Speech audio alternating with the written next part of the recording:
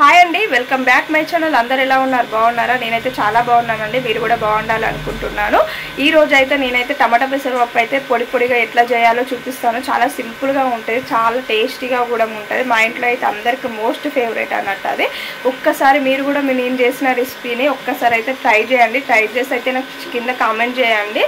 అలాగే కనుక నా ఛానల్ని ఎవరైనా ఫస్ట్ టైం చూసే వాళ్ళు ఉంటే సబ్స్క్రైబ్ చేయండి, లైక్ చేయండి, షేర్ చేయండి. ఓకేనండి, బ్లాగ్ కంటిన్యూ అయితే చూసేయండి.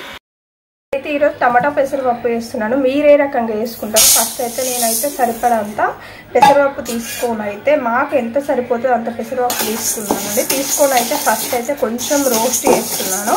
అంటే టమాటా పెసరపప్పు పొడిపప్పు కోసం అయితే ఇట్లా రోస్ట్ చేసేసుకుంటే చాలా టేస్టీగా ఉంటుంది. ఇలా మంచి స్మెల్ వచ్చే వరకు మనకు పప్పు ఫ్రై అయింది అనేలాగా మంచి స్మెల్ వచ్చే రాకనైతే మనం ఫ్రై చేసేసుకొని పక్కన పెట్టేసుకోవాలండి. చూడండి, మంచిగా కలర్ చేంజ్ అయిపోయింది. అంటే ఇట్లా కలర్ చేంజ్ అయిపోయి మంచి స్మెల్ రావాలండి. అప్పుడు మనము పప్పు అనేది తీసుకోవాలి. అక్కడక్కడ మీకు మధ్యలో కనిపిస్తుందా? కొంచెం అడగంటినట్టుగా అయిపోయింది. తీసేసుకొని పక్కన పెట్టేసుకుందాం. ఈ రకంగా చేసుకోండి, చాలా బాగుంటుంది. పప్పు తీసి అయితే పక్కన పెట్టేసుకున్నానండి. దీన్ని నానబెట్టుకోవాల్సిన అవసరం లేదు, ఎందుకంటే టమాటా పెసరపప్పు పొడి పప్పు వేసుకుంటున్నాం కదా, అందుకోసం అయితే దీన్ని అయితే ఒక 2-3 టైమ్స్ వాష్ చేసుకుంటే సరిపోతుందండి. మనం కర్రీ చేసుకునేటప్పుడు టమాటాలతో పాటు ఈ పప్పును అందులో వేసేసుకొని ఫ్రై చేసుకుంటే అయిపోతుంది. ఫస్ట్ అయితే ఒక కడాయి పెట్టేసుకొని ఆయిల్ వేసుకొని జీలకర్ర ఆవాలు వేసుకోవాలండి. అవి మంచిగా ఫ్రై అవుతున్నాయి. ఉల్లిగడ్డ, పచ్చిమిర్చి, ఒక 4-5 వెల్లుల్లి రెబ్బలు కచ్చపచ్చగా దంచుకొని ఇవి కూడా వేసుకొని మంచిగా ఫ్రై.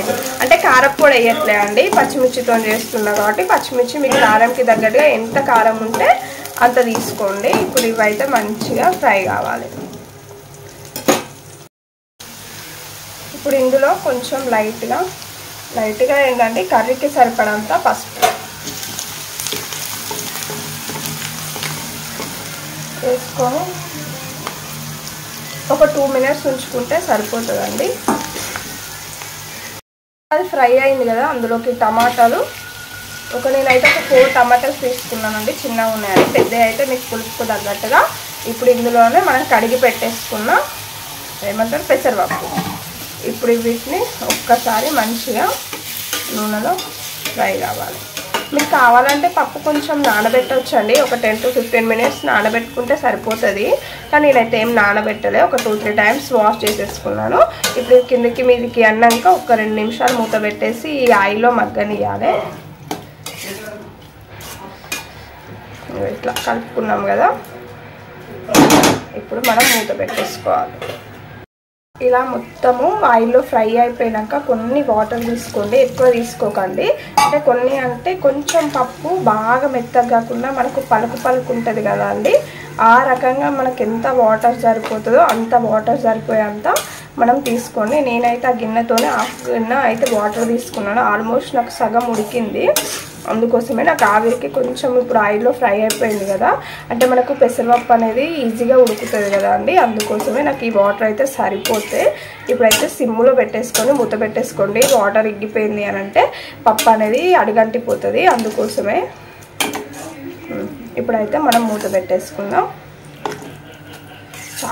చాలా టేస్టీగా ఉంటుంది. మా పిల్లలకైతే ఫుల్ ఇష్టం అండి, ప్రాణం ఈ పొడి పెసరపప్పు అని కర్రీ అంటే. ఇప్పుడు ఇందులోకి సరిపడా ఉప్పు, పప్పుకు సరిపడా ఉప్పు ఇప్పుడే వేసుకోండి. నాకు ఇంత సరిపోతుంది, అంటే నేను కారం వేయట్లే కదా. మీకు కారప్పొడితో కూడా చేసుకోవచ్చు అండి. కొంతమంది అయితే కారప్పొడితోనే వేస్తారు, కారప్పొడితో చేస్తే తినరు, అందుకోసమే ఇప్పుడైతే మూత పెట్టేసుకొని దగ్గరకు వచ్చే వరకు అయితే ఉంచేసుకోవాలి.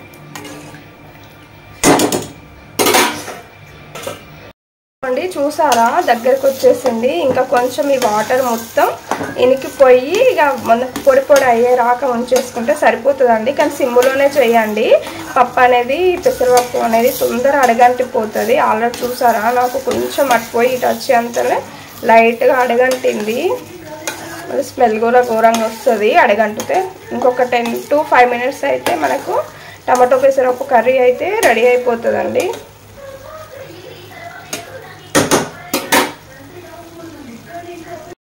అయితే రెడీ అయిపోయిందండి. ఇక నేనైతే స్టవ్ బంద్ చేస్తున్నాను. మీకు వీడియోలో అట్లా కనిపిస్తుంది కావచ్చు, కానీ బయట అయితే చాలా పొడి పొడిగా ఉందండి. ఇంకా చల్లగా అయితే మాత్రం ఇంకా పొడి పొడి అవుతుంది. మీకు కావాలంటే వాటర్ చూసి వేసుకోండి. ఓకేనండి, ఇప్పుడైతే స్టవ్ అయితే బంద్ చేస్తున్నాను. మీకు కనుక ఈ రెసిపీ నచ్చితే మాత్రం ఒకసారి ట్రై చేయండి. ట్రై చేసి నాకైతే కామెంట్ ఇవ్వండి ఒకటైతే. ఓకేనండి, బాయ్.